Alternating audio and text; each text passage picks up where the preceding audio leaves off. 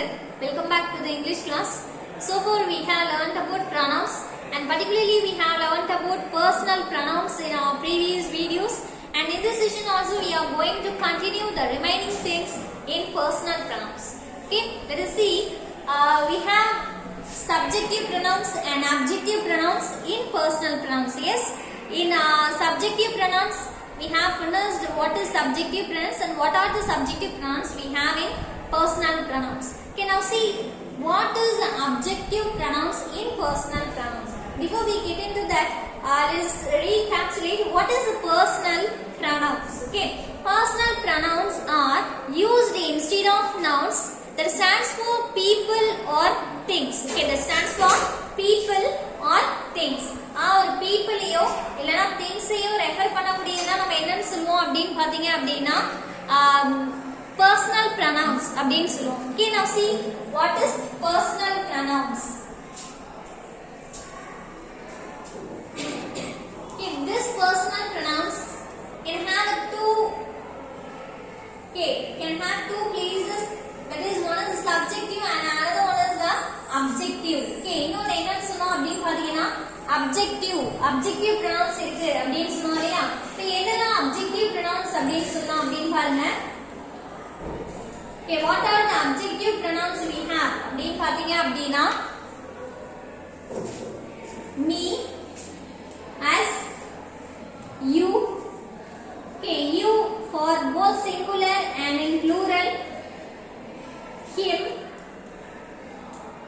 okay, her, it and them. Okay, these pronouns are called objective pronouns in personal pronouns. Okay, see what is subjective pronouns. Subjective pronouns na enna அப்படினு பாத்தீங்க அப்படினா the action which is done by the subject is received who or what. அதாவது ஒரு ஆக்ஷனை receive பண்ணக்கூடிய அந்த பர்சனையோ இல்ல அந்த ஆப்ஜெக்டையோ தான் நம்ம என்னன்னு சொல்லுவோம், சப்ஜெக்ட் செஞ்சு ஒரு ஆக்ஷனை ரிசீவ் பண்ணக்கூடியதுதான் நம்ம என்னன்னு சொல்லுவோம், ஆப்ஜெக்ட் அப்படின்னு சொல்லுவோம். ஓகே, அந்த அதுதான் நம்ம ஆப்ஜெக்ட் அப்படின்னு சொல்லுவோம். அந்த ஆப்ஜெக்ட் வந்து ப்ரனவுனா இருக்கிறச்ச அதை நம்ம என்னன்னு சொல்லுவோம், ஆப்ஜெக்டிவ் ப்ரனவுன்ஸ் அப்படின்னு சொல்லுவோம். அந்த ப்ரனவுன்ஸ்ல தான் இது. ஓகே, ஐயா நம்ம என்னவா சப்ஜெக்ட்ல ஐயா இருக்கக்கூடிய ப்ரனவுனை நம்ம ஆப்ஜெக்ட்ல மீ அப்படின்னு சொல்லுவோம். Okay, what is the meaning of these things அப்படின்னு பாத்தீங்க அப்படின்னா மீ அப்படின்றதுக்கு தமிழ்ல என்ன சொல்லலாம் அப்படின்னு பாத்தீங்கன்னா எனக்கு என்னை அப்படின்னு சொல்லலாம். அதே மாதிரி பாத்தீங்கன்னா as அப்படின்னா நமக்கு நம்மை அப்படின்னு சொல்லுவோம். you is உனக்கு உன்னை அப்படின்னா when it is in singular. Okay, if it is in plural means we can say that உங்களுக்கு உங்களை அப்படின்னு சொல்லலாம். So likewise we can have him. Okay, him னா அவனை அவனுக்கு அப்படின்னு சொல்லுவோம். அதனால her அப்படின்றது அவளுக்கு அவளை அப்படின்னு சொல்லலாம். அடுத்து பாத்தீங்கன்னா it னா அதுக்கு அதை அப்படின்னு சொல்லுவோம். then them அப்படின்றது என்ன, அவர்களுக்கு அவர்களை அப்படின்னு சொல்லுவோம். Okay, now see example for each one of these pronouns. That is have and first one, that is me. Okay, me ன்றத எங்க யூஸ் பண்ணுவோம் அப்படின்றத பாருங்க.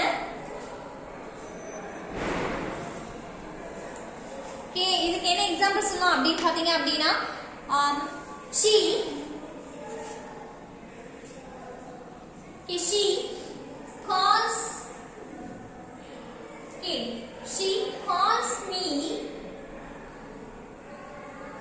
calls me a friend. Okay, she calls me a friend. Okay, what is the meaning of this sentence அப்படி பாருங்க. அவ என்ன friend அப்படினு கூப்பிட்டா.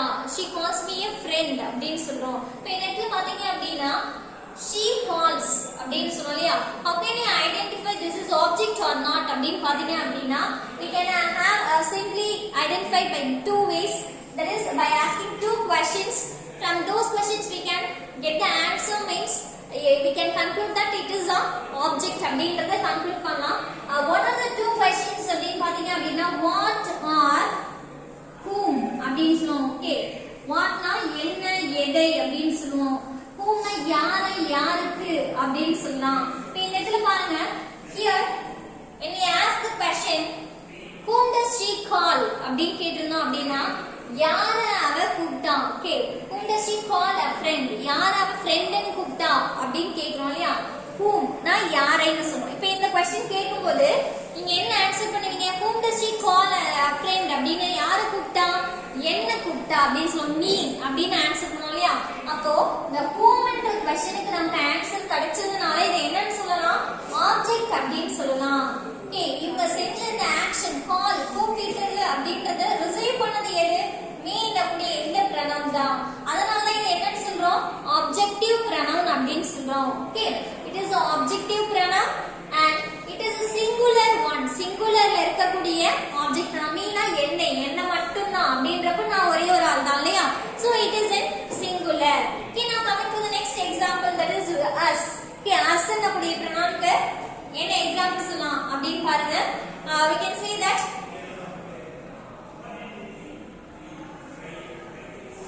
he was with us. He was with us. Okay, in the sentence we have the word, that is we have the pronoun us. Okay, let us அப்படினா he was with us. அவர் நம்மளுடன் இருக்கிறார் அப்படினு சொன்னோம் இல்லையா? இப்ப நாம் இந்த இடத்துல asனா என்ன சொன்னோம்? நமக்கு நம்மை அப்படினு சொன்னோம் இல்லையா? இப்ப withனா உடன் அப்படினு சொன்னோம். இது preposition சொல்லலாம் இல்லையா? இதுக்கு அடுத்து கூட என்ன பண்ணலாம்? ஆப்ஜெக்ட்ஸ் வரலாம். he was with us. okay, who was with him. okay, அவரோட யார் இருக்கா அப்படினு நம்ம கேட்டோம் அப்படினா நம்ம whom யாரு அப்படின்ற क्वेश्चन யார் இருக்காங்க அப்படின்னு சொல்லி கேட்டோம்னா நம்ம என்ன சொல்லுவோம்? as அப்படின்னு சொல்லுவோம். அப்ப இதுதான் நெட்ல என்ன? Object. It is objective pronoun. நமக்கு அப்படின்னு சொல்லும்போது நம்மோட இருக்காங்க அப்படின்னு சொல்லும்போது இப்ப நிறைய பேர் இல்லையா? so it is in plural objective pronouns in personal pronouns. okay, now coming to the next example, that is for you. okay, you in singular. okay, you வந்து சிங்குலரா இருக்கிறப்ப எப்படி யூஸ் பண்ணலாம்? அதுவும் ஆப்ஜெக்ட் கேஸ்ல இருக்கக்கூடிய you அப்படினு பாத்தீங்கன்னா I appreciate you. I appreciate you. okay, now look at the sentence. Here we have the pronoun, that is you. okay, I is also the pronoun. okay, that I யும் pronoun தான், he she எல்லாமே pronoun தான். ஆனா இந்த இடத்துல இவங்க எந்த இடத்துல இருக்காங்க அப்படினு பாத்தீங்கன்னா சப்ஜெக்ட்டா இருக்காங்க. how can we say that it is a subject? who does the action? ஒரு ஆக்ஷன் செய்யறவங்க தான் யாரு? நெட்ல subject. who calls? she calls அப்படினு சொல்லுவோம். அப்ப இதுதான் என்னவா இருக்கு? இந்த இடத்துல சப்ஜெக்ட்டா இருக்கு. நம்ம இந்த இடத்துல எதை பத்தி தான் பார்க்கறோம்? ஆப்ஜெக்டிவ் pronoun பத்தி தான் பார்க்கறோம். அதனால தான் என்ன பண்ணல? சப்ஜெக்ட் pronoun பத்தி நம்ம சொல்லல. okay, we want to know more about the subjective pronoun. you just go and watch those videos and come into this session. okay, then only you can understand what is the subjective pronoun. okay, now see that here he was with us. who was with us அப்படினு கேட்டா he அப்படினு சொல்லுவோம். so it is a subject. I appreciate you. okay, who appreciate you அப்படினு கேட்டா I அப்படினு சொல்லுவோம். அப்ப இது இந்த இடத்துல சப்ஜெக்ட். இப்ப இந்த இடத்துல நான் வந்து ஒண்ணு அப்ரிஷியேட் பண்றேன் அப்படினு சொல்லிருக்கேன் இல்லையா? இப்ப இந்த இடத்துல இந்த ஆக்ஷனை ரிசீவ் பண்றது யாரு? okay, whom do I appreciate? நான் யாரை அப்ரிஷியேட் பண்ணேன் அப்படினு சொல்லி கேட்டோம்னா whom அப்படிங்கற क्वेश्चन தான் இதுல கேட்க முடியுது இல்லையா? இப்ப இந்த இடத்துல இந்த क्वेश्चन கேக்குறப்ப நமக்கு என்ன ஆன்சர் கிடைக்குது அப்படினு பாருங்க. you அப்படினு சொல்றோம். இந்த இடத்துல நான் ஒரே ஒரு பர்சனை மட்டும் கேக்குறதுனால இத நான் என்னவா எடுத்துக்கிறேன்? சிங்குலர் பர்சனா எடுத்துக்கிறேன். இந்த you ஒரு ஆள், யாரை? உன்னை. okay, I appreciate you. உன்னை அப்ரிஷியேட் பண்ணேன், உன்னை அப்படினு சொல்லுவோம். அப்ப இந்த இடத்துல ஆப்ஜெக்ட்டா அந்த you யூஸ் பண்ணிருக்கோம். it is an objective pronoun for singular person in personal pronouns. okay, இந்த இடத்துல persons தான் நம்ம பத்தி பேசிட்டு இருக்கோம் இல்லையா? அதனால தான் இது என்னன்னு சொன்னோம்? personal pronouns ஆ சொல்றோம். okay, இது என்ன பிளேஸ்ல இருக்குதுன்னு பார்த்து இது சப்ஜெக்டிவா இல்ல அப்ஜெக்டிவான்றத நம்ம ஐடென்டிஃபை பண்றோம். okay, now coming to the next thing, that is you. okay, இதே you pluralல இருந்தா எப்படி யூஸ் பண்ணுவோம் அப்படின்றத பாருங்க. okay, the teacher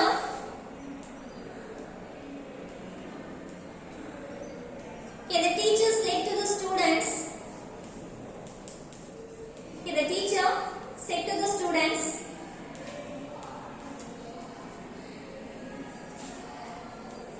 okay, the teacher said to the students, I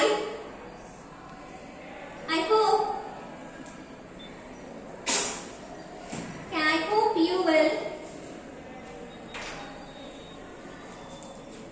I hope you will write the exam well.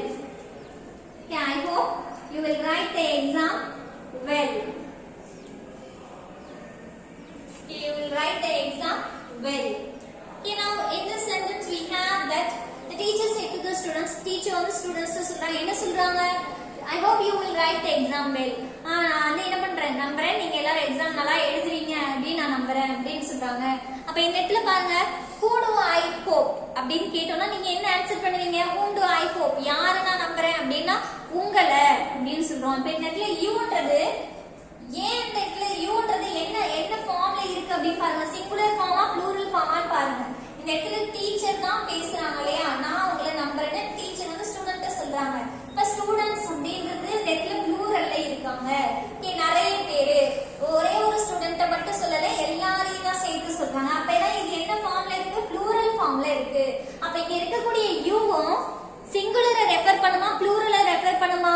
ப்ளூரலை தான் refer பண்ணும். இப்ப இந்த இடத்துல யூனை எப்பயுமே யாரு சொல்லுவோம்? செகண்ட் பர்சன் சொல்லுவோம். செகண்ட் பர்சனா யாரு? லிசனர் இல்லையா? இந்த இடத்துல டீச்சர்ன்றவங்க என்னவா இருக்காங்க? ஸ்பீக்கரா இருக்காங்க. ஸ்டூடண்ட்ஸ் அப்படின்றவங்க என்ன பண்றாங்க? லிசனரா இருக்காங்க இல்லையா?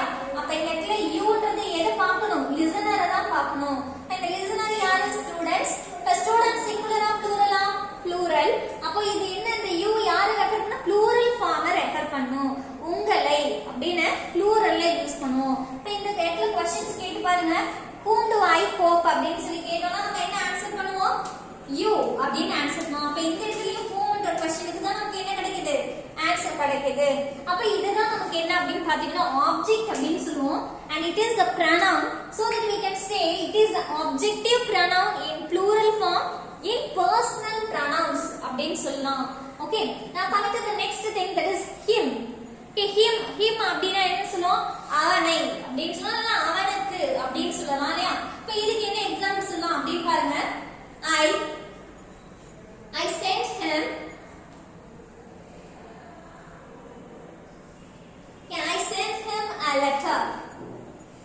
Can I send him a letter? நான் அவனுக்கு என்ன பண்ண? லெட்டர் சென்ட் பண்ணேன் அப்படினு சொல்றோம் இல்லையா? அவனுக்கு அப்படினு சொல்லிருக்கோம். இப்போ இந்த இடத்துல whom do I send? whom do I send a letter? நான் யாருக்கு லெட்டர் சென்ட் பண்ணேன் அப்படினு கேக்குறோம் இல்லையா? whom did I send a letter அப்படினு கேக்கும்போது நம்ம இந்த இடத்துல என்னதான் ஆன்சர் கிடைக்குது? whomன்ற क्वेश्चனுக்கு தான் நமக்கு ஆன்சர் கிடைக்குது. என்ன ஆன்சர் கிடைக்குது? அவனுக்கு. யாருக்கு அனுப்புனேன் அப்படினு கேட்டா என்ன சொல்லுவோம்? அவனுக்கு அனுப்புனேன் அப்படினு சொல்லுவோம். அப்ப அந்த இடத்துல அவன் யாருக்கு அப்படின்ற ஆன்சர் क्वेश्चனுக்கு அவன், அவனை, அவனுக்கு அப்படினு நம்ம சொல்றதுனால இந்த ஹிம் தான் நம்ம என்னவா கன்சிடர் பண்றோம்? ஆப்ஜெக்ட்டா கன்சிடர் பண்ணுவோம்.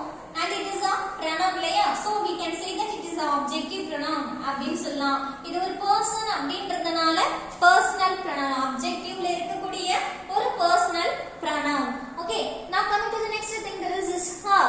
her அப்படின்றது ஒரு ஃபீமேல குறிக்கக்கூடிய ஒரு pronoun அப்படினு சொல்லலாம். இப்போ இதுக்கு என்ன எக்ஸாம்பிள் சொல்லலாம் அப்படினு பாருங்க.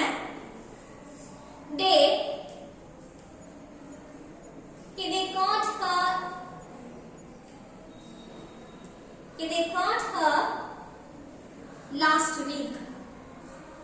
they caught her last week. now look at the sentence. இந்த சென்டென்ஸ்ல பாத்தீங்க அப்படினா they caught her last week. அவங்க போன வாரம் அவளை பிடிச்சிட்டாங்க அப்படினு சொல்றோம் இல்லையா? இப்போ இந்த இடத்துல என்ன क्वेश्चन கேட்கலாம் அப்படினு பாருங்க. ரெண்டு क्वेश्चनல whom என்ற क्वेश्चन தான் ஆப்டா இருக்கும். இந்த இடத்துல பாருங்க whom did they catch last week? யார அவங்க போன வாரம் பிடிச்சாங்க அப்படினு சொல்லும்போது என்ன சொல்லுவோம்? her, அவளை அப்படினு சொல்லுவோம். அப்ப இந்த இடத்துல யாரை அப்படினு கேட்கக்குள்ள நம்ம என்ன ஆன்சர் பண்றோம்? her அப்படினு சொல்றோம். so we can say that it is a object pronoun in personal pronouns அப்படினு சொல்லலாம். okay, now see the next thing, that is it. okay, itன்றது ஆப்ஜெக்ட் குறிக்கலாம், அனிமல்ஸ் குறிக்கலாம், பேர்ட்ஸ், இது எல்லாத்தையுமே itன்றது ரெஃபர் பண்ணும். இப்போ இதுக்கு என்ன எக்ஸாம்பிள் சொல்லலாம் அப்படினு பாருங்க. John painted it. John painted it. now see, in this sentence we have the pronoun that is it.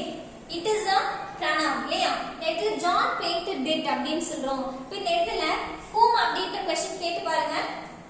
whom did John paint அப்படின்னு யாரை அப்படின்னு கேட்க முடியுமா? கேட்க முடியாது. ஏன்னா மனிதர்கள் நம்ம என்ன பண்ண மாட்டோம், இட்ன்றது சொல்ல மாட்டோம். அப்ப இங்க என்ன क्वेश्चन கேட்டா கரெக்ட்டா இருக்கும்? வாட் அப்படின்னு கேட்டா கரெக்ட்டா இருக்கும். வாட் இஸ் ஜான் பெயிண்ட் அப்படின்னு கேட்கலாம். ஜான் வந்து என்ன பெயிண்ட் பண்ணா அப்படின்னு சொல்லி கேட்கலாம். என்ன பண்ணணும்? the picture அப்படின்னு சொல்லலாம்.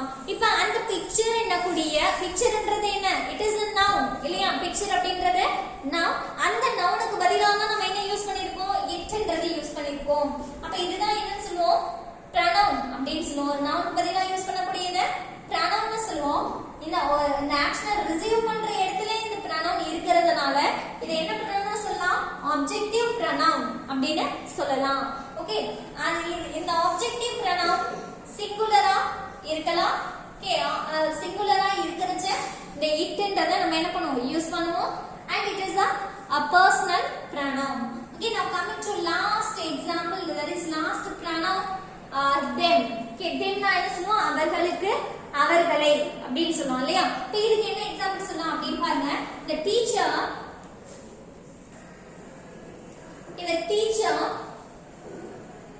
always